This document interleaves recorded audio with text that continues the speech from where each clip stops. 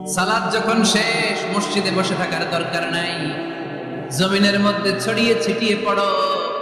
ওয়াবতাগু মিন ফাদলিল্লাহ, আমার ফজল তালাশ করো, আমার রিজিক তালাশ করো, বেশি বেশি আমাকে স্মরণ করো। সুবহানাল্লাহ পড়ো।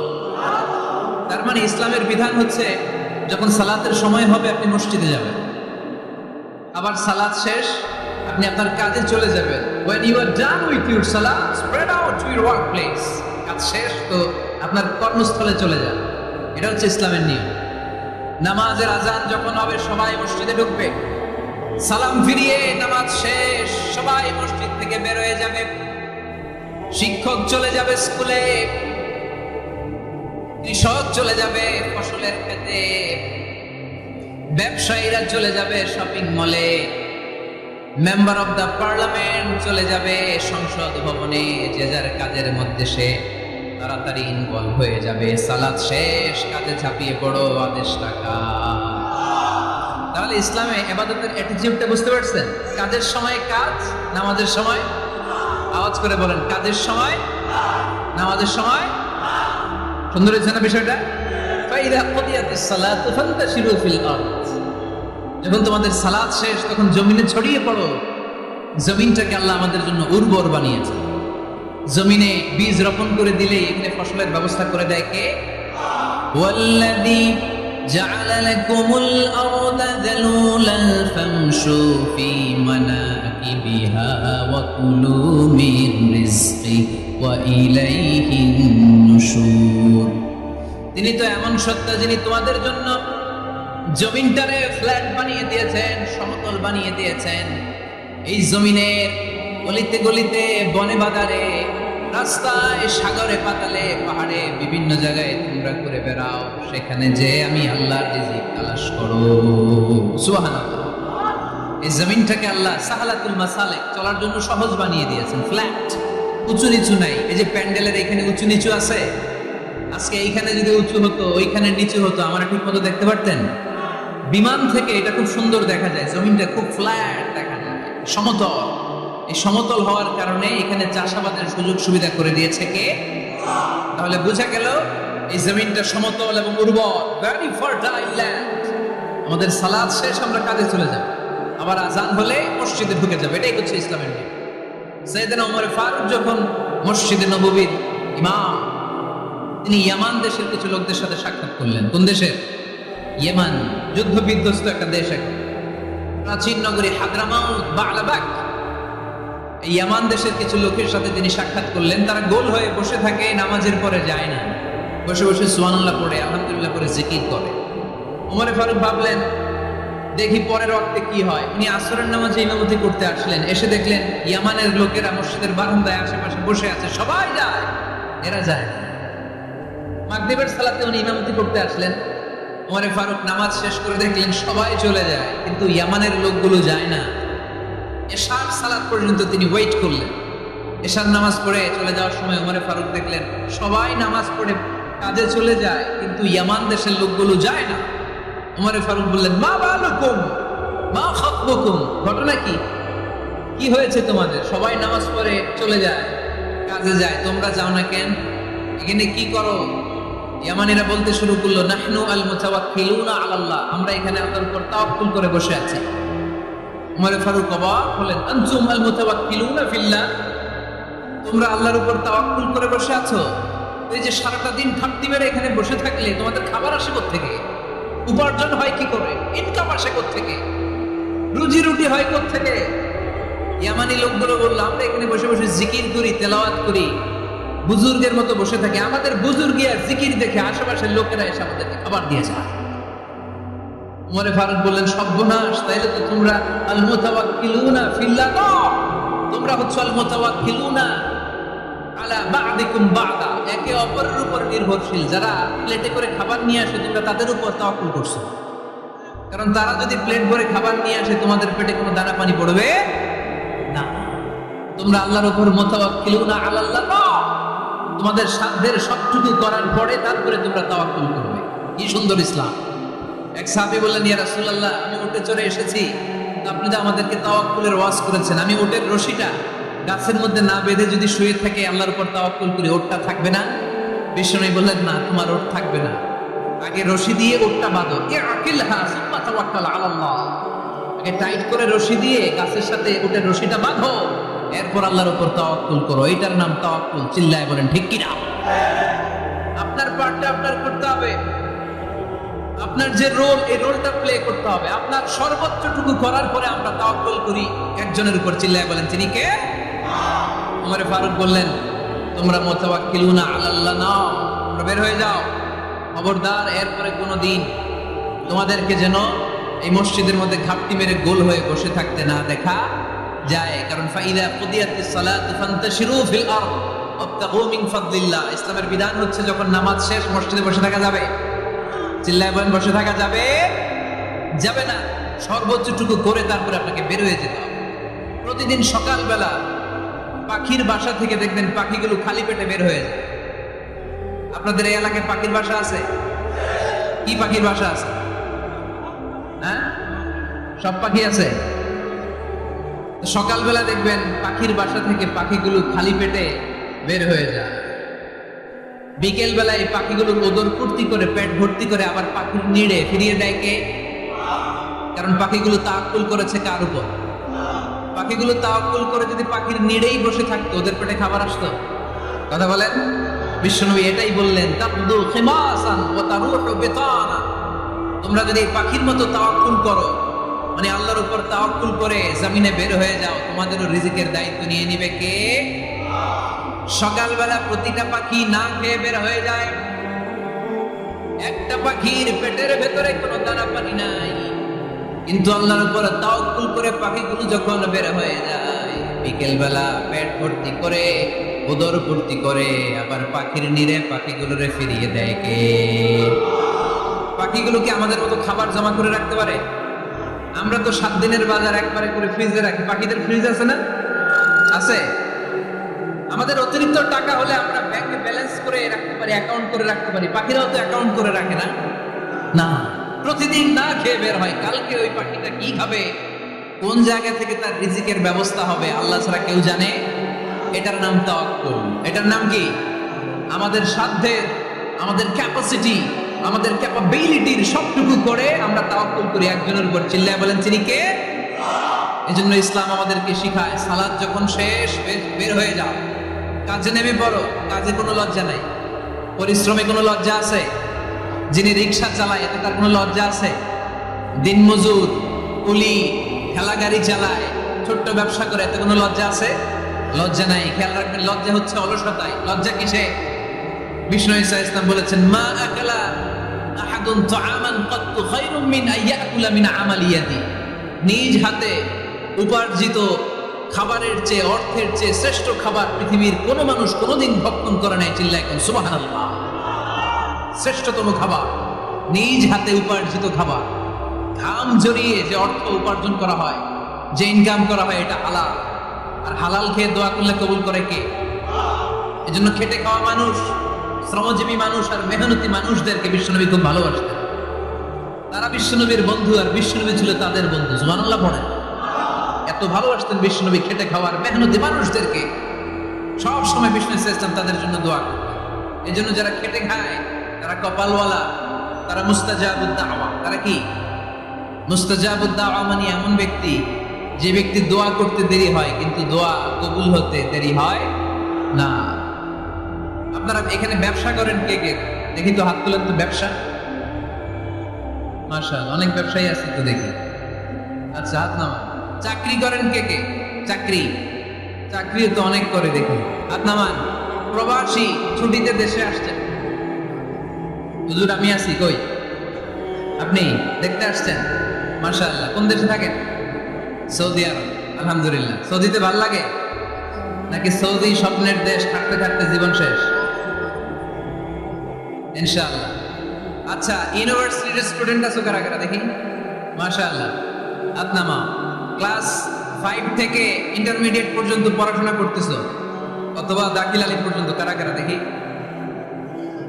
মাশাআল্লাহ, হাত নামাও, হাত নামাও। একবারও যারা হাত তোলেন না এবার তারা। আপনারা কি করেন? হ্যাঁ, বেকার। বাংলাদেশে চাকরির বাজার খুব মন্দা, ঠিক কিনা? বাংলাদেশ ইন্ডিয়াতে চাকরি পেতে অনেক কষ্ট। সামান্য একটা পদের জন্য যেখানে চেয়েছে ক্লাস 8 পাস, এখানে ডবল মাস্টার ডিগ্রি অ্যাপ্লাই করছে কয়েক লক্ষ। এজন্য আমাদেরকে উদ্যোক্তা হতে হবে। You have to be the entrepreneur. আমাদের উদ্যোক্তা দরকার, বেশি বেশি নতুন নতুন উদ্যোক্তা। নিজেই এমন আইডিয়া নিয়ে আসবে যেই আইডিয়া বিক্রি করে দুর্দান্ত আইডিয়া দিয়ে তুমি পুরো দেশ কাঁপিয়ে দিতে পারো। পারা যাবে না ছেলেরা? আইডিয়ার অনেক দাম। You have to generate new ideas. নতুন নতুন আইডিয়া এনে মানুষ গোটা বিশ্বকে তাক লাগিয়ে দিচ্ছে। এই যে গত কয়েক বছর আগে কারের একটা রাইড চালু হয়েছে, নাম হয়েছে উবার। কি নাম?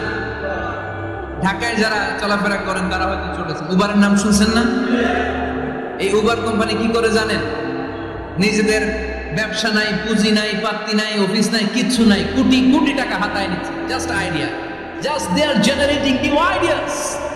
নতুন নতুন আইডিয়া দিয়ে গোটা বিশ্ব কাঁপিয়ে নিয়েছে একটা মোবাইল অ্যাপস এর মাধ্যমে। কিসের মাধ্যমে? Mobile apps. একটা কোম্পানি খুলেছে, গোটা বিশ্বের সব প্রাইভেট কারওয়ালারা ওইখানে রেজিস্ট্রেশন করে আপনি মোবাইলে কোথায় যাবেন, কোত্থেকে যাবেন লিখবেন, গাড়ি আপনার বাড়ির সামনে এসে হাজির। তার একটা পার্সেন্টেজ ওই উবার কোম্পানি পায়। ইউনাইটেড স্টেটস অফ আমেরিকা একটা স্টেট আছে সান ফ্রান্সিসকো, ওইখান থেকে শুরু করছে। 775টা সিটিতে ওদের অপারেশন আছে। বাংলাদেশে ঢাকাতেও আছে। আমি মালয়েশিয়াতে থাকি, ওখানেও আছে, ওখানেও আমরা চলি। প্রায় 63টা দেশে ওদের কাজ বাড়াচ্ছে। গত বছরে 2018 সালে ওদের প্রফিট ছিল, রেভিনিউ ছিল 11.27 billion US dollar, 11.27 US billion dollar. Just they are selling their ideas. নতুন নতুন আইডিয়া দিয়ে গোটা বিশ্বকাপ আছে। এই উবার যখন চালু হলো, আমি তখন মালয়েশিয়ায় শুনলাম বাংলাদেশে নতুন আরেকটা বাইরে এসেছে, পাঠাও। কি নাম? এটা বোধহয় সারা বাংলাদেশ ব্যাপী হয় নাই, 3টা জায়গায়, সিলেটে, চট্টগ্রামে আর ঢাকায়। এরা আরো চালাক। বাংলাদেশের ছেলেপেলেদের মাথায় চিকন চিকন অনেক বুদ্ধি। এরা ভাবলো এই উবার দিয়ে আর আমরা কত আগাবো, আমাদের গাড়ি আরো ছোট করতে হবে। এরা মোটরসাইকেল রাইড দেওয়া শুরু করছে। জ্যামের শহর ঢাকা, চিপা চাপা দিয়া এরা আপনারা নিয়ে জায়গা মতো পৌঁছায় দেয়। এরপরে কত কিছু বানাচ্ছে ছেলেপেলেরা, আমি তো এগুলো দেখে অবাক। রকমারি.com নাম শুনছো? বিক্রয়.com নাম শুনছো? ঘরে বসে বসে কোটি কোটি টাকা হাতিয়ে নিচ্ছে তারা। Just they are selling their ideas. যেহেতু আমাদের চাকরি কম, ওই চাকরির বাজারে আমরা লাইন দিতে চাই না। আমাদের মেধাকে খাটিয়ে খাটিয়ে আমরা নতুন তরুণ উদ্যোক্তা বানাতে চাই। চিল্লায় বলো ঠিক কিনা? উদ্যোক্তা যত বাড়বে ততই দেশের কল্যাণ হবে। মানুষ তাদের আইডিয়াকে কাজে লাগিয়ে গোটা বিশ্বকে তাক লাগিয়ে দিচ্ছে। আমরা আমাদের সমতল ভূমিতে চাষ করতে চাই না। মালয়েশিয়াতে একটা এলাকা আছে ক্যামেরুন হাইল্যান্ড, ওরা পাহাড়ের মধ্যে চাষাবাদ করে গোটা মালয়েশিয়ার খাদ্যদ্রব্যের অভাবকে মুক্ত করে দিয়েছে। পাহাড়ের মধ্যে ওখানে ফুলের বাগান, ক্যামেরুন হাইল্যান্ড, প্রায় 6000 ফিট উঁচু, প্রচন্ড ঠান্ডা। এই ঠান্ডা পাহাড়ে হিল ট্রাক্স এরিয়াতে মালয়েশিয়ার এই ক্যামেরুন হাইল্যান্ডে ওখানে আছে ফুলের বাগান, আছে ফলের বাগান, আছে চায়ের বাগান। ওখানে মধুর চাষ হয়, ওখানে শাকসবজি চাষ হয়, ওখানে অনেক কিছু চাষাবাদ হয়। ওই ফলমূল শাকসবজি দিয়ে গোটা মালয়েশিয়ার 14টা স্টেটে যত শাক সবজি ফলমূল লাগবে ওরা আঞ্জাম দেয়। আর আমরা আমাদের সমতল ভূমিতে চাষ করতে চাই না। আমরা চাষাবাদকে খুব লজ্জা মনে করি। এটা ভুল আইডিয়া। আমাদের যে এলাকা যে জিনিসের জন্য বিখ্যাত ওইটাকে আমাদের ব্র্যান্ডিং করতে হবে। লক্ষ্মীপুর কিসের জন্য বিখ্যাত? নারিকেল সুপারি। নারিকেল সুপারি যে পৃথিবীর কত মানুষ, ইন্দোনেশিয়ান লোকেরা মুড়ির মতো খায় নারিকেল আর সুপারি। এইটারে আমাদের ব্র্যান্ডিং করতে হবে। যেই দেশে যেটা আছে, যে এলাকা যেই পণ্যের জন্য বিখ্যাত, ওইটা আমাদের ব্র্যান্ডিং করতে হবে। আমাদের আদমজির জুট মিল বন্ধ না? ভাওয়ানি জুট মিল বন্ধ। আমাদের পাট শিল্পকে ধ্বংস করে দিয়ে ইন্ডিয়া এখন ওই কটনের পাঞ্জাবি বানায়, জুট কটনের পাঞ্জাবি। আসলে নাই পুরো বাংলাদেশের মার্কেট এই জুট কটনের পাঞ্জাবি দিয়ে সয়লা। আমাদের বাংলাদেশের পাট দিয়ে যদি আমরা মিহি পাঞ্জাবি বানাতে পারতাম, গোটা বিশ্বকে, বিশ্ববাজারকে আমরা দখল করে নিতে পারতাম, ঠিক কিনা? এজন্য আমাদেরকে নতুন নতুন আইডিয়া জেনারেট করতে হবে। চাকরির পিছনে বসে থাকলে চলবে না। আর আজান যদি হয়ে যায় ছুটে যাবে মসজিদে, আর নামাজ শেষ হলে আমরা আমাদের কাজের দিকে চলে যাবো। চিল্লায় বলেন ঠিক কিনা? যেটাই করবো আমরা ভালোভাবে করবো। আল্লাহ বলেছেন লিয়াবলুয়াকুম আইয়ুকুম আহসানু আমালা। আওয়াজ করে উত্তর দিতে হবে। জান্নাতে যেতে হলে একসাথে কত নাম্বার পেতে হবে? হ্যাঁ, হয় নাই। 71 একান্ন, কি নাম তোমার? হ্যাঁ, ফরহাদ। জান্নাতে যেতে হলে 100তে আমার দরকার 51। 100তে কত লাগবে? ফাআম্মা মান সাকুলাত মাওয়াজিনুহু ফাহুয়া ফি আইশাতির রাদিয়া। সেদিন মিজানের পাল্লা যার ভারী হয়ে যাবে সে আনন্দ উৎসবে থাকবে। তো মিজানের পাল্লা ভারী হওয়ার জন্য 100তে আমার কত পাওয়া লাগবে? কত পাওয়া লাগবে? 51 পেলেই হয়ে যাবে। এজন্য আল্লাহ বলছেন লিয়াবলুয়াকুম আইয়ুকুম আহসানু আমালা। যেটাই করবে ভালোভাবে করবে। আল্লাহ এটা পরীক্ষা করতে চান যে আমরা ভালোভাবে কে কতটুকু আমল করেছি। যারা আরবি বোঝেন আলেম ওলামা আপনারা জানেন, এখানে আল্লাহ বলেননি লিয়াবলুয়াকুম আইয়ুকুম আকসারু আমালা।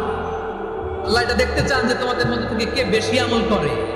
এটা বলছে আল্লাহ? বলে নাই। আল্লাহ বলেছে লিয়াবলুয়াকুম আইয়ুকুম আহসানু আমালা, যে ভালো করে করে।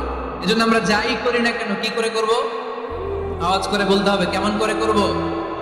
যে কোনো কাজ করো না ভাই, যে কোনো কাজ করো, তা যেন হয় সবার চেয়ে সবচেয়ে সুন্দর।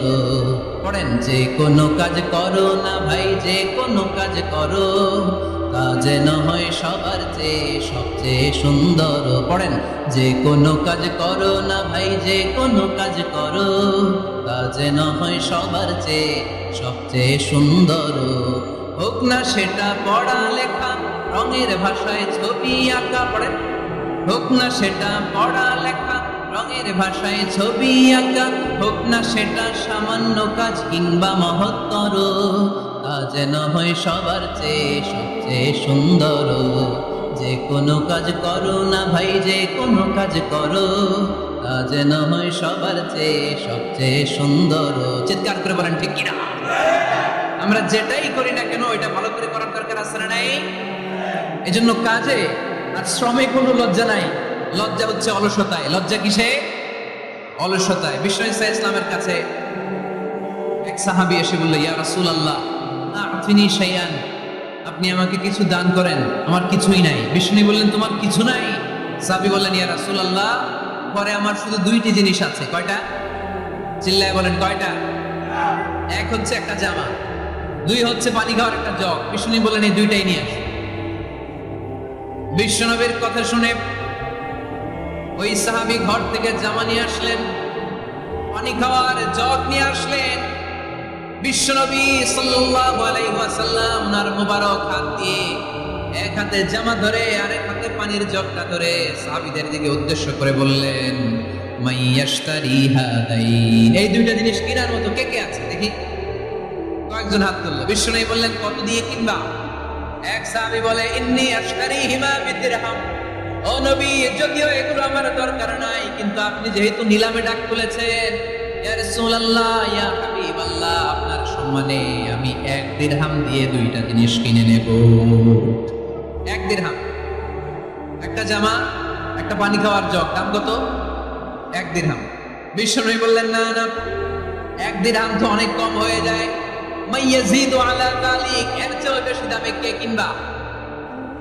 আরেক সাহাবী হাত তুলে বলতে লাগলেন, ইয়া রাসূলুল্লাহ, ইয়া হাবিবাল্লাহ, ওয়া ইন্নী আশতারিহিমা বিদিরহামাইন, আমি এই জামাটা পানি খাওয়ার জগটা 1 দিরহাম নয় 2 দিরহামের বিনিময়ে কিনতে চাই। বিষ্ণু ইসা ইসলাম ওই সাহাবাকে দিয়ে দিলেন। দিয়ে 2 দিরহাম নিয়ে, যে লোকটা ভিক্ষা করতে এসেছিল তার হাতে 2 দিরহাম দিয়ে বললেন, যাও 1 দিরহাম দিয়ে ঘরে খাবার কিনে দিয়ে আসো, আরেক দিরহাম দিয়ে একটা কুঠার কিনে নিয়ে আসো। শুনতেছেন? কি কিনে নিয়ে আসো? কুঠার দিয়ে কি করে? গাছ কাটে। ওই সাহাবী কুঠার কিনে নিয়ে আসার পরে বিশ্বনবী নিজ হাতে কুঠারের মধ্যে একটা কাঠের হাতল লাগাই দিলেন। আল্লাহু আকবার! হাতল ছাড়া কুঠার ইউজ করা যাবে? বিশ্বনবী নিজ হাতে ওই কুঠারের ভেতরে একটা হাতল লাগাই দিলেন আর বললেন, লা উরিদু আন আরাকা 15 আইয়া, এই কুঠার নিয়ে জঙ্গলে যাও, গায়ে অনেক শক্তি আছে, কাঠ কাটো, এই কাঠ কেটে বাজারে বিক্রি করো, সামনের 15 দিন যেন আমি আমার চোখের সামনে তোমার না দেখি। বিশ্বনবীর পরামর্শ অনুযায়ী কুঠার নিয়ে ওই সাহাবী জঙ্গলে চলে গেলেন। কাঠ কেটে বাজারে বিক্রি করতে করতে 15 দিন পরে 10 দিরহাম নিয়ে বিশ্বনবীর দরবারে হাজির হয়ে গেলেন। 10 দিরহাম নিয়ে বিশ্বনবীর কাছে হাজির হয়ে গেলেন। সাহাবী এসে বললেন, ইয়া রাসূলুল্লাহ, এখন আর আমার ভিক্ষা করা লাগে না, আমার গায়ে অনেক শক্তি আল্লাহ দিয়েছে, আই এম ভেরি এনার্জেটিক। আপনার দেয়া বরকতের কুঠার দিয়ে আমি কাঠ কেটে কেটে স্বাবলম্বী হতে শুরু করেছি। সুবহানাল্লাহ পড়েন। আমি এখন 10 দিরহামের মালিক। বিষ্ণুই বললেন লা আইয়াহতাতিবা আহাদুকুম হুজমাতান আলা দাহরিহি খায়রুম মিন আইয়াসআলা শাইআন ফায়ু'তিয়াহু আও ইয়ামনাহু। যাদের গায়ে শক্তি আছে তারা ভিক্ষা না করে কাঠ কেটে পিঠে সেই বোঝা নিয়ে বাজারে বিক্রি করা অনেক ভালো। কারণ কারো কাছে যদি তুমি হাত পাতো সে দিতেও পারে, নাও দিতে পারে। আর কষ্ট করলে কষ্ট কোনোদিন বৃথা যায় না। চিল্লায় বলেন ঠিক কিনা? বিষ্ণু ঈসা ইসলামের অনুপ্রেরণায় এই সাহাবা অল্প কিছুদিনের ব্যবধানে স্বাবলম্বী হয়ে গেল। What is the moral of the story? বিশ্বনবীর এই প্রফেটিক স্টোরি থেকে আমাদের কি শিক্ষা? লেসন নাম্বার 1, বিশ্বনবী চাইলেই ওই 2 দিরহাম দিয়ে বলতে পারতো যাও খাবার দাবার কিনে ফ্যামিলিতে দিয়ে আসো। সে ওই 2 দিরহাম নিয়ে খাবার দাবার কিনে ফ্যামিলিকে খাইয়ে রাত্রে আবার ভিক্ষায় নামতো। কথা কন, রাত্রে কি করতো? ভিক্ষায় নামতো। বিষ্ণু ঈসা ইসলাম তাকে কাজ করে খাওয়ার জন্য উৎসাহ দিলেন। পাশাপাশি বিষ্ণু ঈসা ইসলাম পার্মানেন্ট সলিউশন দিলেন। এজন্য পার্মানেন্ট সলিউশনের ব্যবস্থা করতে হবে। অনেকে আমরা যাকাত দেই, যাকাতের শাড়ি দেই, যাকাতের লুঙ্গি দেই, আছে না নাই? না, যাকাতের শাড়ি যাকাতের লুঙ্গি বলতে কোনো কথা ইসলামে নাই। এগুলো খুব কম দামি শাড়ি, যাদেরকে এগুলো দেওয়া হয় তাদেরকে অপমান করা হয়, ঠিক কিনা? আল্লাহ বলেছেন ওয়ালাকাদ কাররামনা বানি আদম, I have dignified the status of the sons of Adam. আমি আদমের সব সন্তানদেরকে সম্মানিত করেছি। সুবহানাল্লাহ পড়েন। আপনাদের চেয়ে সম্মানিত কেউ আছে? মানুষের চেয়ে সম্মানিত গোটা বিশ্বে আর কোনো মাখলুকাত আছে? নাই। এজন্য যাকাতের শাড়ি দেয়া যাবে, যাকাতের লুঙ্গি দেয়া যাবে না। যাকাতের শাড়ি আপনারা দেখছেন, এটারে একবার ধোয়ার পরে দ্বিতীয়বার পরা যায় না। মশারি কি পাতলা, এর চেয়েও পাতলা। এই জন্য যাকাতের শাড়ি যাকাতের লুঙ্গি বলতে ইসলামে কোনো পরিভাষা নেই। আপনাকে স্বাবলম্বী করে দেওয়ার চেষ্টা করতে হবে। যারা বিজনেস ম্যাগনেট আছেন তারা একসাথে হয়ে একটা স্ট্রং যাকাত ম্যানেজমেন্ট প্ল্যাটফর্ম করতে পারে, যেখান থেকে আপনারা বিভিন্ন থানায় বিভিন্ন গ্রামে বাছাই করে করে কিছু ভাইদেরকে যাকাত দিতে পারেন স্বাবলম্বী করার উদ্দেশ্যে। যেই ফ্যামিলিকে আছে, কি নাম এটা? পল্লী উন্নয়ন ক্লাব।